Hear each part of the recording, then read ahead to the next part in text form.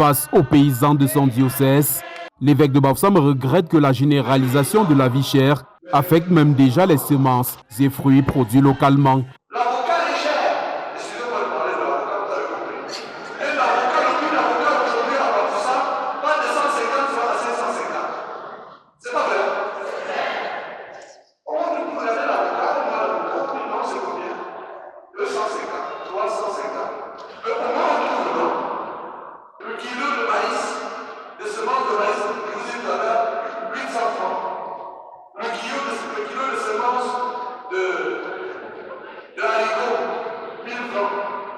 Au cours d'une célébration ecclésiastique dédiée à la bénédiction des semences, à l'aube de la nouvelle saison agricole, le prélat appelle ses paysans à ne point désespérer, car de leurs efforts dépendent des milliers de familles installées dans les métropoles. Nous voulons dire à nos chrétiens paysans, à ceux qui nous aiment, mais aussi à ceux qui ne nous aiment pas assez, que nous les aimons, que Dieu les aime et que nous comptons sur le travail de leurs mains dans ce contexte de vie chère, dans ce contexte où la seule certitude est l'incertitude des lendemains. Tout coûte cher. Et en célébrant la bénédiction des semences, des semailles, nous voulons simplement leur dire que si le Seigneur ne bâtit la maison, en vain peinent les bâtisseurs. Et nous voulons leur dire que nous les accompagnons dans les plantations, dans les champs, en sachant que le Seigneur est avec nous, le Seigneur est avec eux. Mais la bénédiction à elle seule suffit-elle pour accroître la production agricole, là où les autres recourent aux moyens et techniques modernes? Nous sommes tout à fait d'accord avec vous qu'il faille penser à améliorer les conditions de travail. Mais vous savez, chacun chausse ses souliers. Moi, mon rôle aujourd'hui, c'est de les encourager à aller au champ. Vous avez vu, avec les quelques dons que nous avons reçus, on a donné quelques semences sans faire trop de bruit. Le jour où le Seigneur nous donnera les tracteurs, on va les distribuer à nos fidèles. Mais en attendant que chacun chausse ses souliers.